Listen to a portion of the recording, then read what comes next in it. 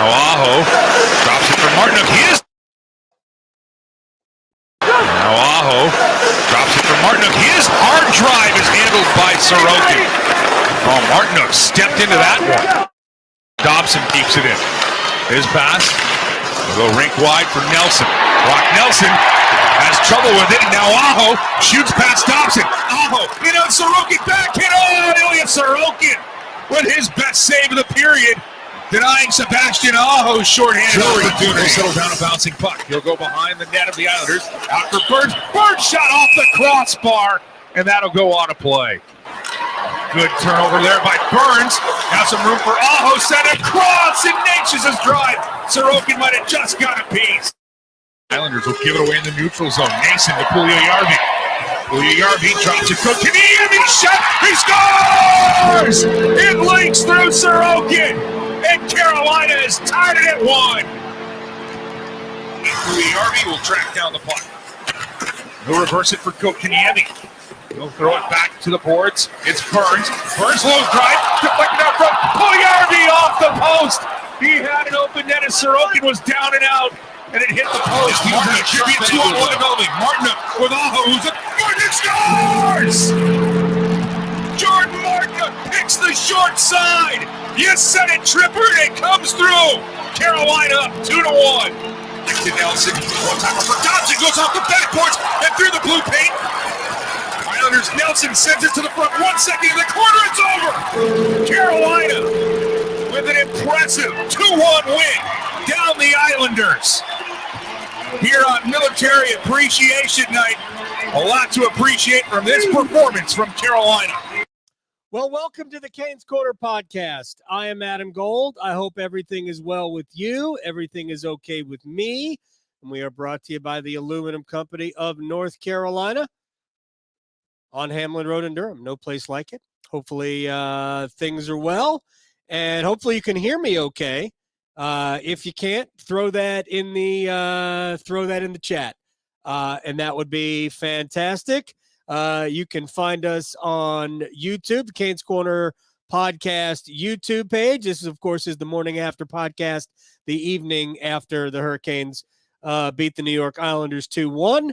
You can also find us on Twitter at the 99.9 The Fan Twitter page, and, of course, the Facebook page, which I've never been on. So hopefully everything is well, because sometimes technology and Adam Gold are mortal enemies. All right, this was obviously a very good win for the Hurricanes against a team playing very well. The Islanders not only have been playing well, over the short term right here, as they have kind of grabbed the top wild card, but there was a time where the Islanders were done. They were one game over 500 going back not that long ago, like early mid-February. But they were 16-7-4 since, and they had put themselves in command of the wild card race. Now, a lost weekend for them where they get no points out of trips to Tampa, and here certainly put that in peril. And a good friend of mine is an Islanders fan. Heck, I grew up an Islanders fan. I actually made an Ed Westfall reference tonight. I don't know how many Islanders fans follow me on Twitter, but maybe you got that. But the Islanders are now in a little bit of peril in terms of the standings. Of course, they're pretty good. So, and they have a great goaltender who, as it turns out, allowed a leaky goal tonight. And you might even want to blame him for the second goal. I mean, if we had flipped it around, wouldn't we be blaming Freddie Anderson for allowing Jordan Martinook to score a short side on him? Maybe. I'm just saying. Sorokin was really good, but he definitely wants the first goal back. That is for sure. So let's do a couple of things here. And I appreciate everybody hanging in, and we'll try to handle some questions or comments in the chat. And this is the way we're going to go the rest of the way. I know I've said that before, but I don't necessarily trust me and technology, so I had to get a couple of bits of advice, if you will. All right. This game looked a lot like last night, didn't it? And it looked a lot like the game on Thursday in Detroit, didn't it? So what's the mood? Let's just say what's the difference first? What's the difference between Thursday in a 3-2 loss and tonight in what was a 2-1 win?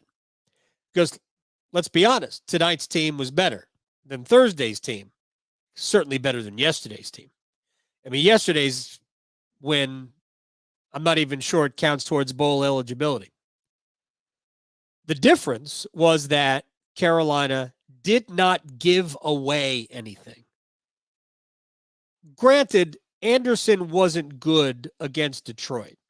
It wasn't great anyway. I mean, it was just meh, right? But, and the details are now fuzzy on me three nights sleep later, but all 3 goals were breakdowns in some way, shape, or form. The first goal in Detroit, I've now gone through this so many times, it's probably silly. First goal in Detroit was a breakdown defensively and a soft goal. The second goal was an unnecessary penalty to take by Necas, and then a breakdown on the power play, and Brent Burns had no coverage. And the third goal was Necas didn't do a good enough job, but he didn't even try to win a net front battle, which would have cleared the vision for Anderson to stop a long drive with a little bit more than 3 seconds left. So Carolina was being too generous, if you will. And that's really why you lose the game. I mean, Carolina didn't get a lot of goals, but in spite of having the puck all night, but they got 2. And if you don't make the mistakes, you probably win that game 2-1, which is the way they won this game, 2-1. Carolina had the puck all night here. They had the puck all night in Montreal. The formula for this team to win, and they can still win, and they can still beat anybody they play. Look, Carolina's going to get more goals than 1 or 2 or 3 if you have the puck as much as they've had it. There's been a little bit of poor puck luck.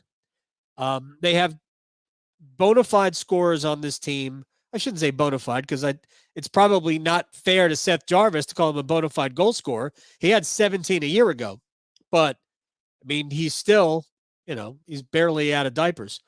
Although we're going to talk about Seth Jarvis, who I thought played a very good game again tonight in a 4th-line role. But they have to get Jarvis and Teravainen on the score sheet. And if I don't talk about him, remind me, we need to talk about Martin Necas tonight. But they have to get their bona fide goal scorers, their offensive players. Those guys have to produce points because we know that goals are going to be hard to come by. And I'll tell you this, because there is so little in the way of goal scoring depth.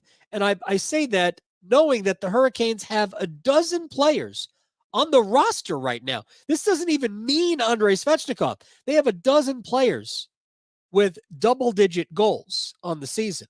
So they have guys who can score. Their blue line is an offensive weapon. But when we get into, like we could have just seen a rematch, this could be a first-round series, Hurricanes-Islanders, depending on what happens when the wild card could be Canes-Islanders. Could be Canes-Penguins, could be Canes-Florida. Either way, whoever you play is going to load up their best defensive matchup on their rink with the Aho line. Because the theory, if I was game planning against Carolina, shut down Aho, who else is going to score? Argue with that? Anybody argue with that logic? So Carolina's got to find other ways of scoring. And I mean, it really has to be Teravainen and Jarvis. Necas has been consistently producing points and goals and all that. So nobody's going to complain about Marty Necas' game in that regard. But the other guys, the depth scoring needs to produce, and the guys who are supposed to produce points, Teravainen and Jarvis, to an extent, Nason, right? Those guys need to continue or resume, in some cases, scoring goals. It's been more than a month for Jarvis. The Cam Ward goes into the Hurricanes Hall of Fame night was the last time Seth Jarvis scored a goal. He had a hat trick that night, right? Is that the last time he scored a goal? I think so. It's the last time he scored. We haven't seen Seth Jarvis find the back of the net in a long time. Teuvo Teravainen, he scored the goal, the game-winning goal in New York against the Rangers. He hasn't scored since. Missed the last 3 games with an illness. Hopefully he comes back in. And by the way, when he comes back in, it creates, suddenly Rod's got some options with how to kind of formulate the lines with the way Jack Drury has played on the wing with Jordan Staal and Jesper Fast, with the way Seth Jarvis has played on the 4th line with Paul Stastny and Derek Stepan. Now, when Teravainen comes back, Stepan and Stastny both can't stay in the lineup, right? I mean, you can't play. I mean, I guess you could dress 13 forwards, but they won't. Nobody ever dresses 13 forwards. You'll sometimes dress 7 defensemen, but not to play 7 defensemen, but to play more forwards, although sometimes you will roll 7D. Anyway, they need those guys to score. And this is not any kind of breaking news. But let's real quick just address tonight's game, and then we'll get back to some big picture stuff. I'm kind of rambling. It's very exciting to be here live and doing this where everybody can hear me. Tonight's game was blueprint Hurricanes hockey. And this is how they're going to do it. This is how they have to do it. They can't make mistakes. The Islanders don't force you to make a lot of mistakes. They just try to make it hard until you make a mistake. But if you don't, I'm not sure what they can do. No Matthew Barzal right now. I don't know when. He hasn't even resumed skating yet. And he's got a lower body injury. He's been out for, I think he's missed the last 18 games. So this is 19 in a row now for Barzal. I mean, I doubt he's back for the first round of the playoffs. Maybe he will be. I don't know. But that Islander team, Bo Horvat hadn't done much since coming over. Now 26 games, just 11 points. He's got 5 goals. Pierre Engvall has actually been the more impactful deadline ad for them from Toronto, and Engvall might have been their best player tonight, to be honest. Pajot's a good player. They don't have a lot of game breakers, right?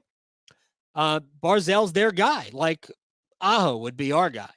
But, Barzal and Svechnikov both missing, and Svech is obviously out for the year. Those are significant losses to teams that otherwise would struggle to score goals. Now, the Islanders have other guys who can score. They've got Brock Nelson and Anders Lee out there, and Pajot's guy scored his 13th tonight. So they've got guys who can score. Horvat's got 30-something, but very little with the Islanders. But those guys are not dynamic players. Kyle Palmieri's been great. Zach Parise's been great. Not dynamic players. They are effective players. And that's kind of the way Carolina's built, too. These two teams have a lot of similarities. Carolina's got more team speed, and they play a different way, and they play a way that I think is conducive to beating the Islanders if Carolina does not give stuff away. And they didn't give stuff away tonight, so the Islanders didn't have a ton of scoring chances. They had 8 grade A scoring opportunities all game, and a few of those came in the waning stages of the hockey game. So that's good. So Carolina played a good game tonight. I don't know how Jesse Puljujärvi did not score that goal. You heard the clip there. Was it a sharp angle? Yeah, but you were so close to the goal. There were still 2 feet width of goal to shoot at, and you pulled it off the inside of the near post.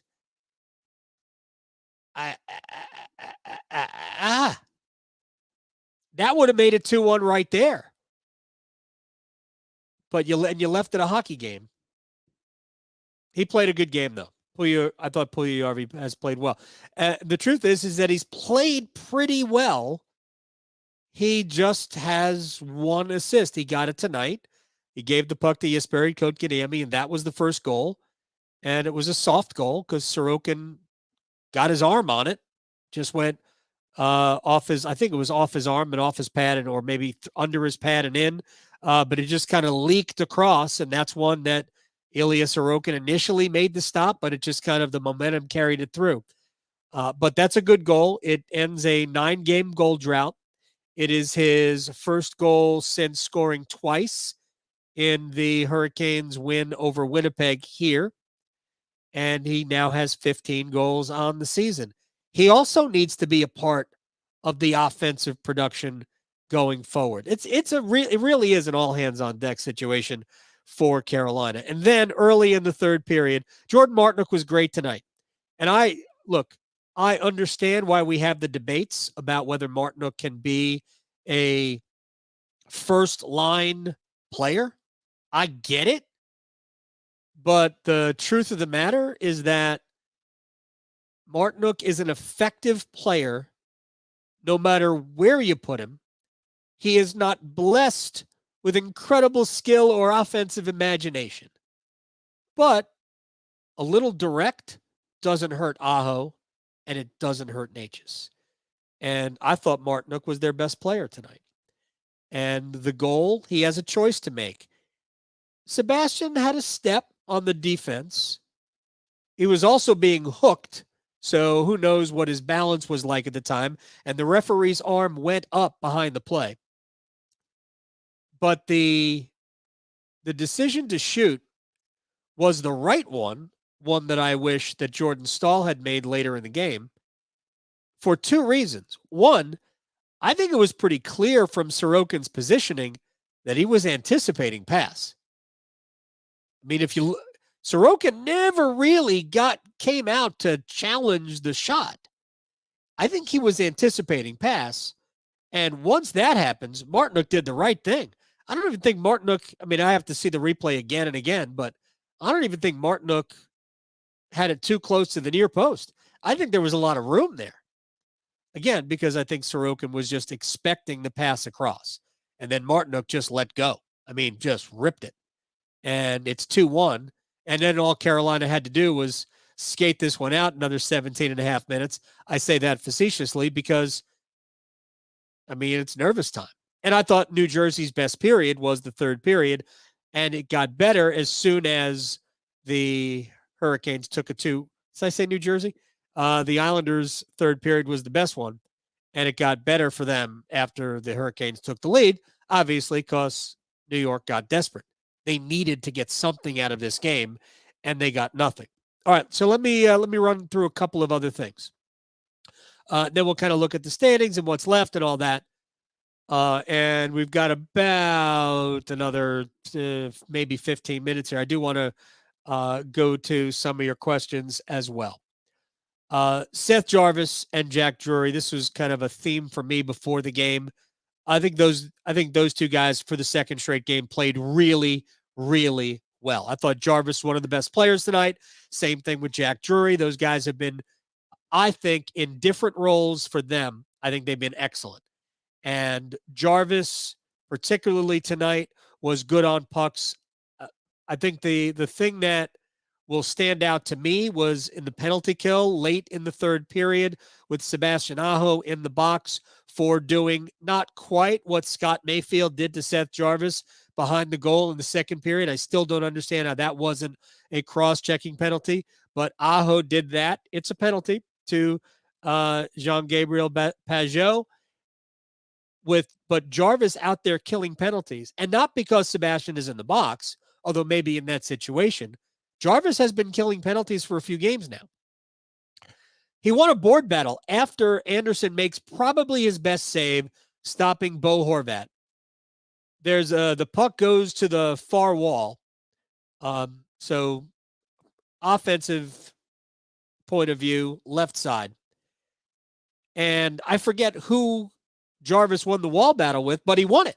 Physical battle on the wall and got the puck out. That's the way Jarvis has played now for a few games. And that's good. That's encouraging because he hasn't let the fact that he hasn't scored since I believe he was 11. It's that part of his game is still there. He gets it. The kid gets it. He's going to score at some point. I have my doubts as to whether or not he'll ever be a really big scorer because he is small. And he's small without being particularly big. Like, if you saw Sebastian Aho, And of course, Aho has the benefit of being about 5 years older than Jarvis. But if you saw Aho, you would go, okay, he's thick. He's got good. I mean, he's a strong player and incredibly strong legs. Jarvis has to get to that. So we're still a couple of years away from Jarvis having that kind of strength. So we'll see if he can put the puck in the net and get to those areas and do well. Like, just to draw a comparison, Jeff Skinner at the same place in the hockey development as Seth Jarvis, Skinner was already physically developed, especially in his lower body. So he was able to score goals more readily. Jarvis will get it, but they need him to be able to score some when we get to the postseason. But Jarvis has been great. Drury has been great. It does lead me to believe I kind of would like to see a Drury, Jarvis, Jesse Puljujarvi line. Can we get that? I'd just like to see that kind of physicality and speed and size with Drury and Jarvis. I think it might be interesting on a fourth line, but then again, I don't know where you put either Paul Stastny or Derek Stepan. So not really sure. Have to worry about that when we get to it. But when Teravainen comes back, I assume Teravainen's going to go on a scoring line, probably with Kokoniemi and Nason. Maybe that'll be your, we'll just call it the second line. So those two guys played well. Now let me get to Martin Necas real quick, because I don't want to make this sound like I'm piling on Marty Necas. Necas has been great all year. He has been clutch all year. We did an entire podcast basically talking about how Necas earned on his own 9 points. Flat earned 9 points. Late goals, overtime goals, all of that. But Martin Necas I'd say it's really been the last 3 weeks, maybe it might be longer, has been a decision and puck management nightmare. Fortunately, he's been scoring goals through all of this. He's been producing points through all of this. So we have that. However, or as Stephen A. Smith might say, however, those other things are part of the reasons you lost to the Red Wings.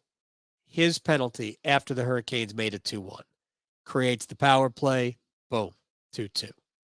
His lack of attention to detail on the final sequence allowed the screen, which allowed the goal that got you 0 points in Detroit. He had a couple of giveaways tonight. He makes curious decisions with the puck, and those things need to stop. We saw those all last year, but last year he wasn't scoring goals. Now, if he wants to score a bunch more goals to make up for it, I'm here for that. But I think the head coach might appreciate smarter puck management and fewer silly, avoidable mistakes. And that's all I'm going to criticize Martin Necas for, because he's had a great year, and he's going to end up this season with what does he have now? Pardon me while I consult notes. Necas has 68 points. I mean, he's going to end up with probably anywhere from 72 to 75 points this season. And I think all of us would have taken that when the season began. Right? Exactly. Not much else. So let's get to a couple of questions. I am probably going to work from the bottom. From Kieran. We play like if Manchester City had Timo Werner and Kai Havertz up top. So many chances, no finishing. All right. Now, Kieran, since I'm a Liverpool fan, I feel like that was intentional. Why didn't you just go Darwin Nunez and we would have been done with it? Right? Well, I mean, seriously, why wouldn't you just do that? Steven, what does Carolina have to do to tighten up the power play and find the back of the net in those moments? I mean, if I had that answer, I would have told the head coach already. And if the head coach had the answer, he would have told the players already. Carolina, like I think the power play mirrors the 5-on-5 game, to be honest. I think tonight the first power play was derailed when Brent Burns fumbled the puck on a zone entry that should have been very easy. He didn't his first touch, to keep the soccer term going, his first touch with the puck was bad. That he kind of he couldn't get in the zone without being offside. Carolina lost the puck and just never regained their mojo. Part of the reason I'm not saying that I did this, but I asked Rod, this goes back about 6 weeks, maybe longer. I asked him if he might think about just putting the Stahl line on the power play. Stahl, Foss, Martinook. So much of the power play is about work. And that's what I think people, if you have a high rate of skill, you can get away with it. You can get away with just being super skilled. But so much of the power play is about work. And if you don't commit to outworking the opponent, it's going to be harder to score. It's going to be like you're not on the power play at all. The penalty kills today, with all the scouting, they're too good. They know where you're trying to go. Everybody tries to do the same thing. I think Carolina sometimes, they get a little pass happy, but I just think that it mirrors their 5-on-5 play in that they don't, I mean, Rod said it to me today. We don't have a 50-goal scorer. Carolina's two best goal scorers are Sebastian Aho and Martin Necas. Aho's already got 34. Necas has 27. So you look around the league at the best goal scorers. I mean, there are Carter Verhaeghe has 40 goals. Carter freaking Verhaeghe. Pasternak's got 56. I mean, nobody's asking Aho to be that. He's going to end up another season where he missed almost 10 games. He's going to end up with, I don't know, close to 40 maybe, with 6 games left to play. And he's got 36, 37 with 6 games left to play. Necas might end up with 30. Svechnikov would have gotten 30 or so. But they don't have the game-breaking goal scorer. So because of that, it's a little bit harder to score on the power play. But to be honest, they haven't moved the puck really well. I actually don't love Brent Burns running the power play. I like Brent Burns on the power play, but I don't like him running it, and which is why I kind of have enjoyed seeing Shane Gostisbehere be the second. I know they're using 2 defensemen on the power play, but I mean, Burns is an elite offensive player. So, and I think Tripp talked about it in the broadcast last night, like having Burns set up on the left faceoff circle, we'll just call it the Ovechkin spot. That's a good place for him because he can one-time that. He's got a great shot and an accurate shot and a heavy shot. So, and it should create some rebounds. But one thing I haven't liked about Carolina's power play, and again, don't know, and I could suggest it to Rod, but I'm sure they've thought of it. They have not used the back of the net as effectively as they have in the past. Granted, they haven't had a good power play in a long time. So maybe it's just one other way to not score in the power play, but they have used, below the goal line better than they have recently. But I like Stahl in the power play. I'm the guy who likes Jordan Stahl, whether it's just winning a faceoff or having a big body in front of the net. He's also pretty good at deflecting shots, not just with the stick, but he'll get his ass on a few too. And everybody loves a good ass goal. So there you go. Let's see what else is here. Another one from Kieran. Does this win give you any extra confidence? I'm confidence against the Islanders. Look, Sorokin is a great goalie, and he's going to steal a game, maybe 2, if you play the Islanders. But Carolina compromised, I think you see as a better team than the Islanders. Styles make fights. And I think the way Carolina plays is a bad matchup for the Islanders. I mean, they're going to be low-scoring games. I think you'll see a lot of 2-1, maybe some 3-2 games. But I think you'll see that. I think you'll you'll see a lot of 2-1 games, but I think Carolina just is going to get a lot more opportunities to score. All right, final thing for me, and then we will wrap up this morning after podcast. Freddie Andersen was good tonight. The first goal was not his fault. Because goaltending has been so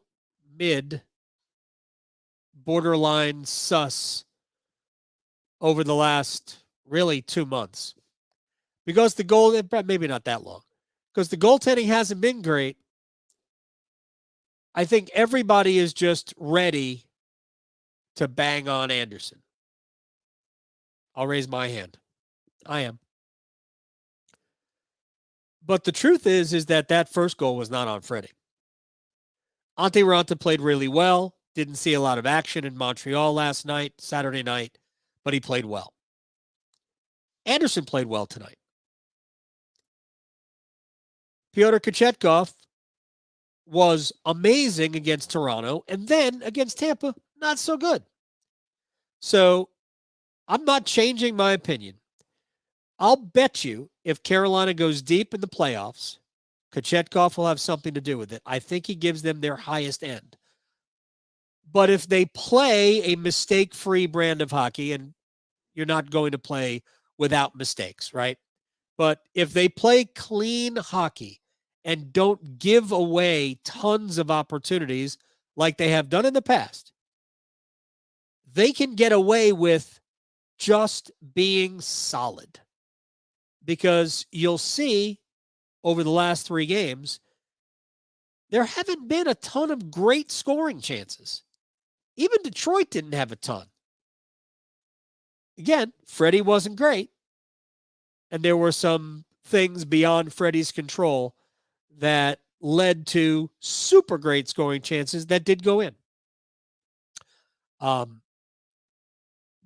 my goalie rankings in terms of preference are still, as I said the other day, they're still the same. Kochetkov 1, Raanta 2, Andersen 3. That's just me. Right now, if game 1 of the playoffs was tomorrow, there is no doubt that Freddie Andersen would get the call. No doubt. If something went wrong with Freddie, Raanta would be next. And then Kochetkov. But I think you have seen several instances where the head coach, while saying no, this is not what it's about, no question it was about seeing if they could make Kochetkov the thing. Going back to when Raanta got hurt in Montreal, there were several sequences where they could have easily gone to Freddie, but decided with 3 games and 4 nights to go with Kochetkov, so Kochetkov would get 2 of those 3 games and in more difficult sets of circumstances. We're trying to make Kochetkov the thing. And I'll get back to the game he played against Toronto. I thought that they had completely we're done. It's going to be Freddie. Kochetkov is just going to be the understudy. And then Kochetkov did that against Toronto. What was it? 2 weeks ago? Oh, no, a week ago yesterday. Wasn't that long ago. Gosh, it feels like forever ago. So many games. And Kochetkov did that against the Maple Leafs. And all of a sudden, Rod's like, wait a second. Maybe Kochetkov can be the guy. And then Pyotr didn't play well against the Lightning. What was lost on a lot of people in that game is that the Lightning weren't good either.